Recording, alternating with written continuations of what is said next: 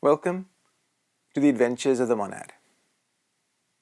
In the previous presentation, we listed 3 ways in which an observer of the Akashic record may gain information about the time period being studied. You can examine the mind of an observer present in the scene under investigation. Look for documents in the scene and see if dates are recorded, or compare the scene to contemporary records of the events being studied. In more recent times, finding the date of an event is usually not difficult. However, in much older times, different methods have to be used. Even if the date can be calculated based on the calendar of the people depicted in the picture, there may be difficulty in matching their calendar to ours. In some cases, the observer can go through the records in front of them and count the years from a known date. It's important to have a rough idea of the time period based on the appearance and surroundings, so the observer doesn't have to count too many years. When dealing with thousands of years, this method becomes impractical. As an alternative, the observer can track the point in the sky to which the axis of the Earth is pointing and calculate the date using information about the precession of the equinoxes. In records of events that occurred millions of years ago, the 26,000-year cycle of the precession of the equinoxes can be used as a unit. Absolute accuracy is not necessary in these instances, so an approximate date is sufficient for practical purposes when dealing with such remote time periods. The accurate numbering of records is only possible after careful training. Mental focus is essential for reliable reading. In fact, to minimize the possibility of error, the investigator should have full mental focus while awake in the physical body. However, obtaining this level of mental focus requires years of hard work and strict self-discipline. Much simpler just to Google it. Furthermore, since accurate records are currently beyond our understanding, comprehending them fully would require abilities of a much higher caliber than any that humanity has achieved. That's why our current understanding of the entire subject is unavoidably imperfect, as we're viewing it from a lower vantage point rather than from above. The Akashic records should not be confused with mere man-made thought forms, which are abundant on both the mental and emotional planes. For example, as we discussed in a previous presentation, any significant historical event that has been consistently contemplated and vividly imagined by many people exists in a specific thought form on the mental plane. The same applies to characters in drama, fiction, and so on. These products of thought, often stemming from ignorant or inaccurate thought, are much easier to perceive than the true Akashic record. Reading the records requires training, while seeing thought forms only requires a glimpse of the mental plane. Hence, many visions of saints, seers, etc. are not true records, but merely thought forms. One way of accessing historical records is through a process called psychometry. It seems that there is a magnetic connection between any piece of matter and the historical record it contains. In fact, every particle permanently retains the imprint of everything that has happened nearby. This connection allows it to serve as a conduit between the record and the abilities of someone who can read it. Sherlock Holmes used a magnifying glass as a decoy to hide his real investigation methods. The untrained clairvoyant typically cannot access the records without a physical link to connect with the subject. Psychometry is a method of exercising clairvoyance. If a fragment of a stone from Stonehenge is given to a psychometrist, they will be able to see and describe the ruins and the surrounding area. Additionally, they may also perceive past events associated with Stonehenge, such as Druidic ceremonies. It is quite probable that ordinary memory is simply another expression of the same principle. The experiences we go through in the course of our lives appears to impact the brain cells in a manner that establishes a connection between those cells and the specific memories we have been associated with, allowing us to remember what we have seen. Even a trained clairvoyant needs a link to enable them to find the record of an event of which they have no previous knowledge.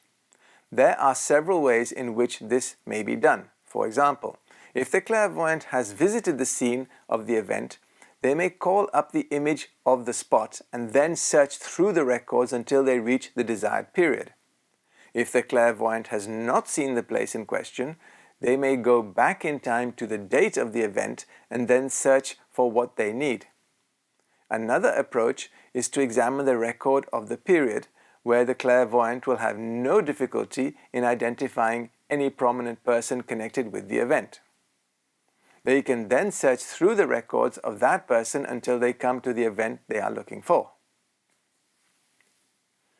It is evident that the ability to access the memories of nature exists in varying degrees among humans. There are a few trained clairvoyants who can access the records at will. There are psychometrists who need an object connected to the past in order to make that connection. Some individuals experience occasional glimpses of the past, while crystal ball gazers can sometimes focus their emotional telescope to view scenes from long ago. Many people unconsciously manifest lower psychic powers.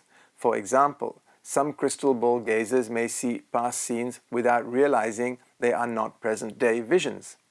Similarly, some vaguely psychic individual may constantly see images without understanding that they are actually psychometrizing the objects around them. A variation of this type of psychic is the person who can psychometrize individuals rather than inanimate objects, as is more common. In most cases, this ability appears sporadically. These psychics will sometimes see a significant event in that stranger's life instantly when they meet that stranger. On other occasions, they will not receive any particular impression. Even though this series of presentations does not cover the Unity Plane 46, it is worth briefly mentioning the records that exist on the Unity Plane for the sake of completeness in this one instance. The records, often referred to as the memory of nature, exist on the plane of Unity 46 much more vividly than a conventional memory. On this plane, time and space are no longer limitations in the way they were on the first triad.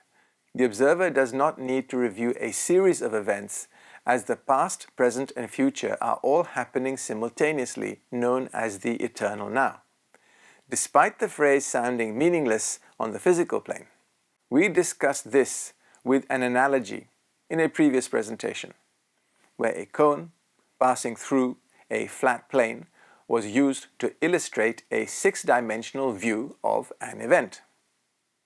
Below the level of consciousness of the Logos, it is evident that the record is not just a memory. Everything that has occurred in the past or will occur in the future is happening now before a monad's eyes who has this level of consciousness, just as much as the events of what we call the present. This has to be tempered with the acknowledgement that any point of time forward from the present is calculated from a series of probabilities of the most likely outcome. A simple and purely physical analogy may help to partially understand not only the future, but also the past and present being visible simultaneously. 1. Physical light can travel at its usual speed indefinitely into space without diminishing. 2. The omnipresent Logos must be at every point in space simultaneously. Assuming these premises, it follows that everything that has happened since the beginning of the world must take place before the eyes of the Logos at this very moment. This is not just a memory, but the actual occurrence being observed by the Logos. Additionally, by a simple shift of consciousness through space, he would not only be continuously aware of every event that has ever occurred, but also be aware of every event happening at any speed of his choosing, whether forward, as we perceive time, or backwards. The illustration, as stated, does not appear to shed light on the problem of seeing the future. This phenomenon remains unexplained for now, relying solely on the accounts of those who have experienced the ability to foresee the future events to some extent. The future is not as clear as the past because the ability to see the future belongs to a higher plane. While it is possible to some extent to foresee events on the mental plane, it is not perfect. This is because an individual's powerful will can introduce new elements into their destiny and change the pattern of their future life. It may be possible to predict the future course of an ordinary person with little willpower. But when a person takes their future into their own hands, exact predictions become impossible. A person who can use their atomic body can access the universal memory beyond even the limits of their own chain. But you need to be a 45 self, at least. One possible cause of plagiarism is when two writers see the same Akashic record simultaneously. In this case, they may appear to plagiarize each other, but they are actually drawing from the world's true history without realizing it. That is the Akashic records dealt with. The following presentation will look at the other inhabitants of the mental world. Thank you.